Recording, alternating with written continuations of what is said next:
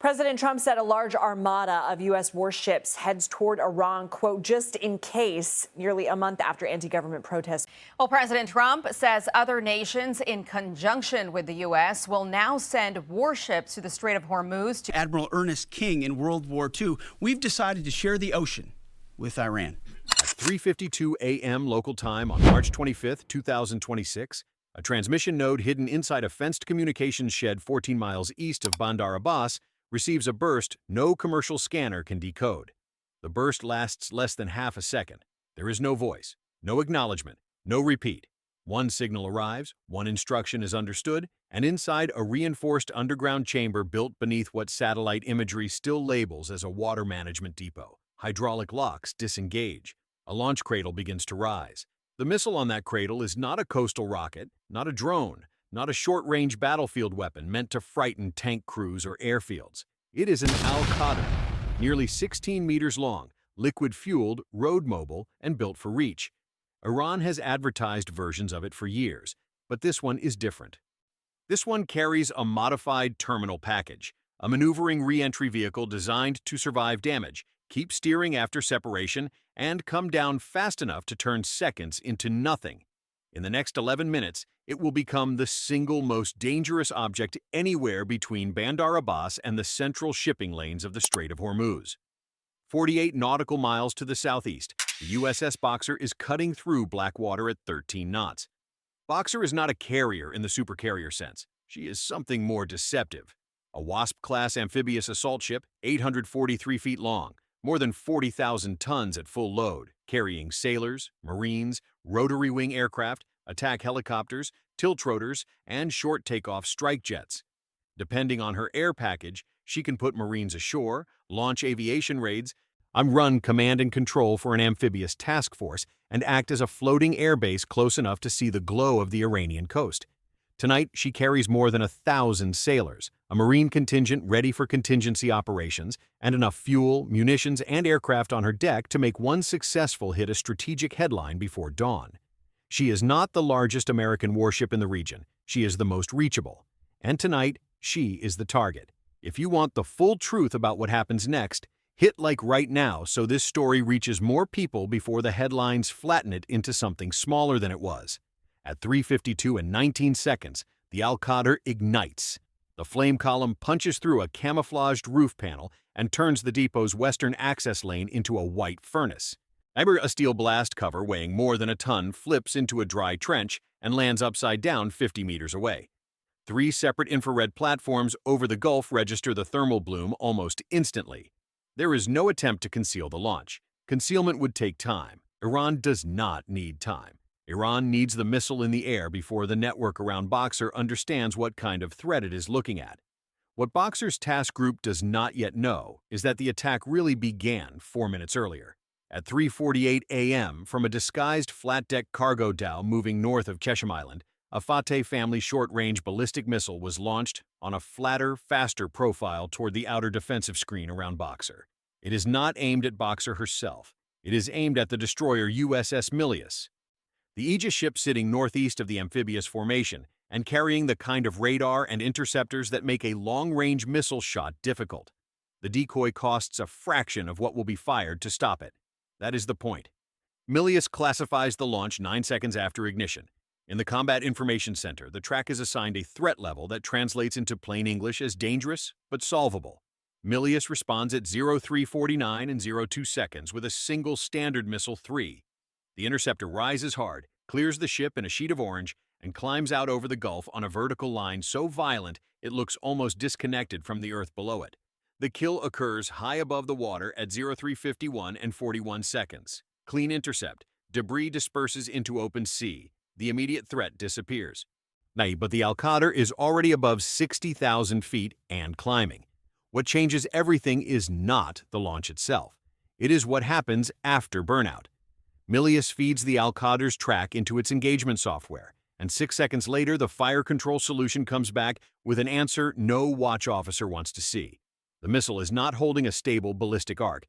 Its upper stage has executed a correction burn after boost, small, brief, but unmistakable. The maneuver shifts the descent corridor enough to drag the projected impact basket away from empty water and toward the center of Boxer's formation. Someone on the Iranian side built terminal uncertainty into a missile the Americans expected to behave predictably. That tiny shift changes the math. A clean exoatmospheric shot no longer exists. The geometry is ugly. The interceptor will have to chase from a bad angle against a target already moving into a tighter corridor toward the southern screen. Milius fires anyway, because ugly is better than waiting. At 3:53 and 1 second, two SM-3 Block 2As leave the destroyer in ripple sequence. Two pillars of flame, two missiles, tens of millions of dollars committed in under 5 seconds. The first interceptor reaches the Al-Qadr high over the Persian Gulf at a closing speed too fast for the human eye to understand. The hit is real, violent, and incomplete. It tears through the missile's upper body, shreds casing, breaks structural integrity, and destroys the section carrying most of the visible signature. But the warhead does not vanish with it. The modified re-entry vehicle separates through the destruction event almost cleanly, but because it was designed to do exactly that. The Al-Qadr was not built to survive a perfect intercept. It was built to survive an imperfect one.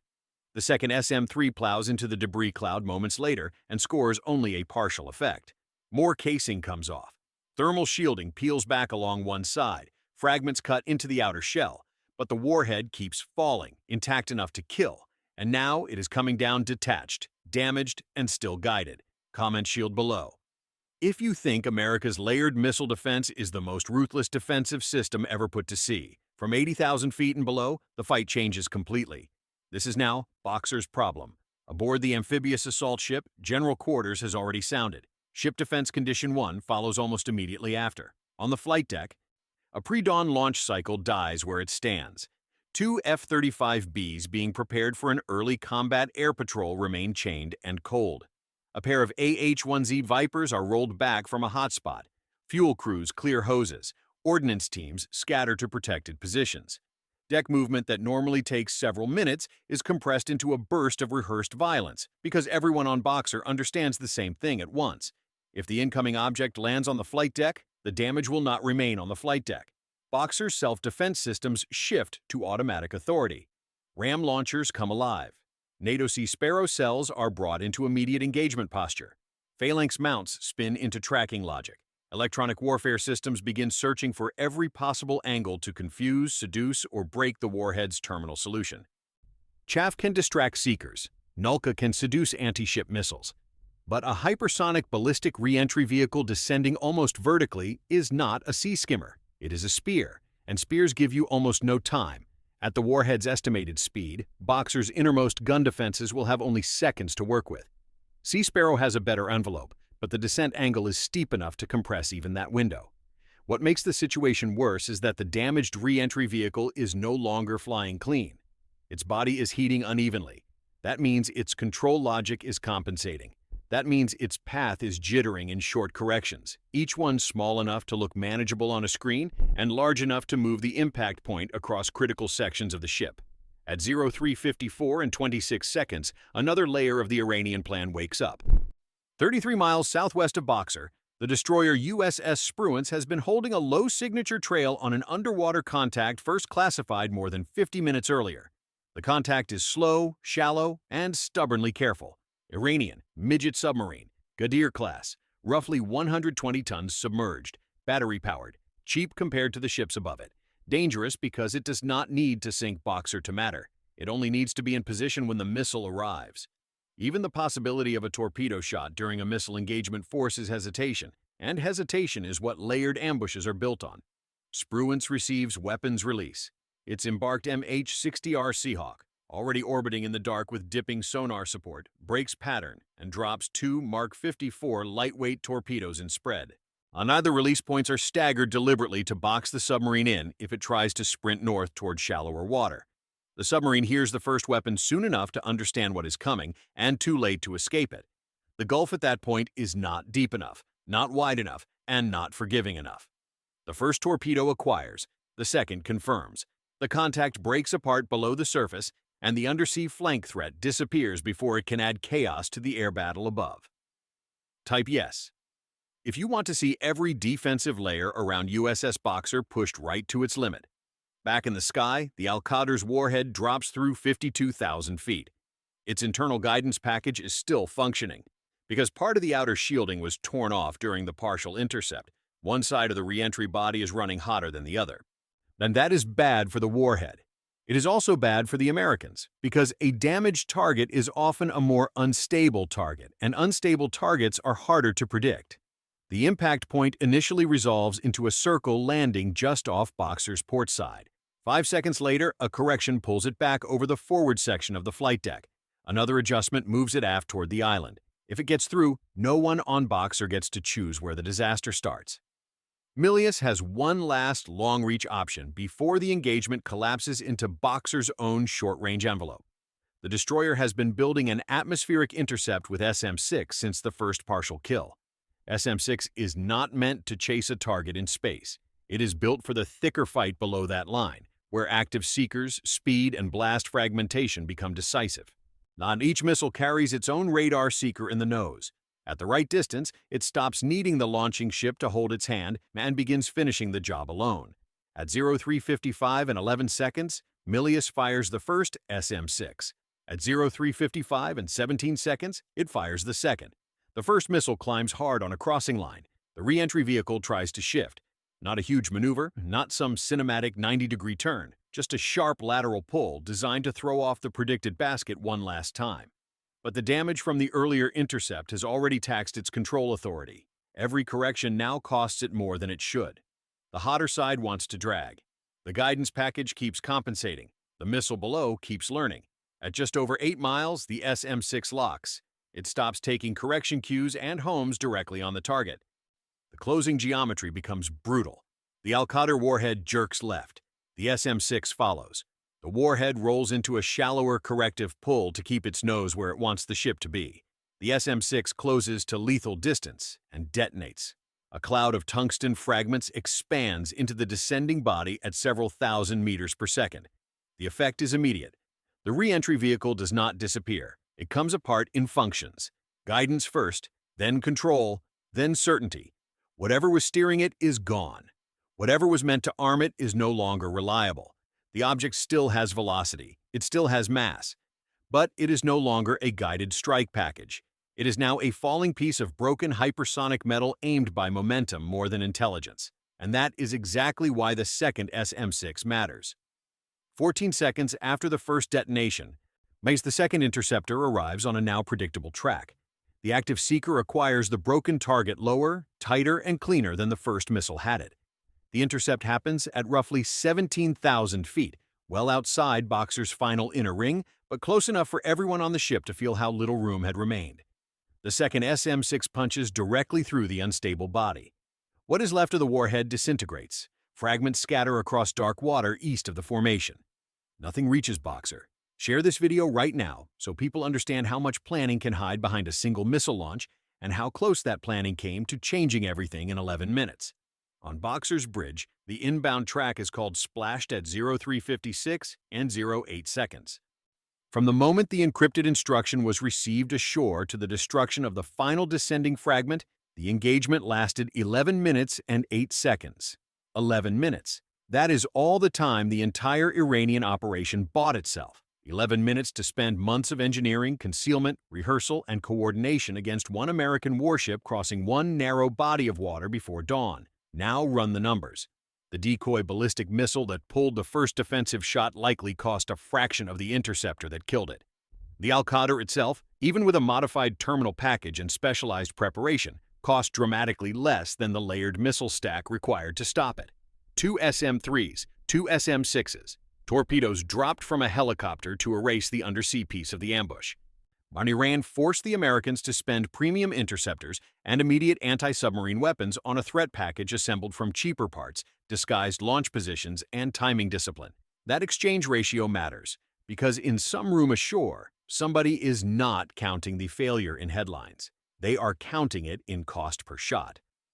How many modified Al-Qadr bodies can be fielded for the price of one defensive burst? How many decoys can be added before a ship has to think about magazine depth instead of pure interception? How many ambush layers can be built around a choke point only 21 miles wide at its narrowest shipping funnel before even a successful defense starts to feel expensive? Someone in Iran is writing those numbers on a board, and yet Boxer is still moving. Spruance resumes its screen. Milius resets its fire control queue and begins reloading its threat priorities. Damage control teams on Boxer inspect for fragment rain and find none. The flight deck, which had frozen under the possibility of catastrophe, begins breathing again. Marines come back out of protected spaces. Deck crews reconnect hoses. The strike package delayed by the intercept is rebuilt, checked, and pushed forward. At 4:19 a.m., less than 25 minutes after the inbound threat was destroyed, 2 F-35Bs launched from Boxer's deck. The coordinates were loaded before the ship fully returned to routine operations. They do not need to hunt visually. The launch site northeast of Bandar Abbas gave itself away the moment the Al-Qadr ignited. Thermal detection, radar track origin, orbital observation, and pattern analysis all converged on the same patch of ground. The pilots head in low, supported by the network that just kept their ship alive. Each jet carries precision-guided ordnance optimized for fixed infrastructure, hardened entry points, and vehicles parked in the open. The target is not a city block. It is a machine hidden beneath a civilian-looking shell. The first impacts collapse the exposed access ramp. The next pair crater the reinforced roof sections over the buried launch bay. Secondary detonations follow seconds later from support equipment, fuel residue, and whatever else the Iranians had not finished clearing from the site. By sunrise, the launch point is no longer a launch point. It is a smoking geometry problem stamped into the earth. Iranian state media will call it an attack on utility infrastructure. The thermal bloom, the radar track, and the crater pattern will say otherwise. If this level of planning from Iran shocked you, comment impact below right now, because the plan was real. That is the part people miss when they only look at the ending. This was not one missile fired in anger by a commander losing control. This was a layered strike architecture. The first layer forced an early intercept and tested the readiness cycle of the Aegis screen. The second layer was the real weapon, shaped not just to fly far but to arrive unpredictably. The third layer sat below the waterline, waiting to complicate decision-making at exactly the same moment the sky became crowded with urgency. Every part of the structure existed to steal seconds, not minutes, seconds, enough to make a defending network late once. Not enough to turn one damaged warhead into one successful hit. It almost worked. But almost is the wrong word if you are looking for the real lesson. The real lesson is that Boxer did not survive because one ship was invincible. Boxer survived because Boxer was not alone. The Americans were not standing behind a single hull and a single radar.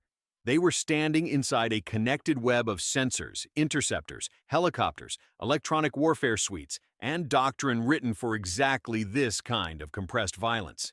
One ship saw, another tracked, another prosecuted below the surface. A missile launched from one hull finished a fight headed for another. That is what Iran had to beat, not steal, not one captain, a network. Iran built a blade sharp enough to threaten one shield. What it met in the Strait of Hormuz was not one shield. It met many, and they were all looking through the same set of eyes. So if you want more breakdowns like this, smash the like button now. Tell me in the comments this one thing.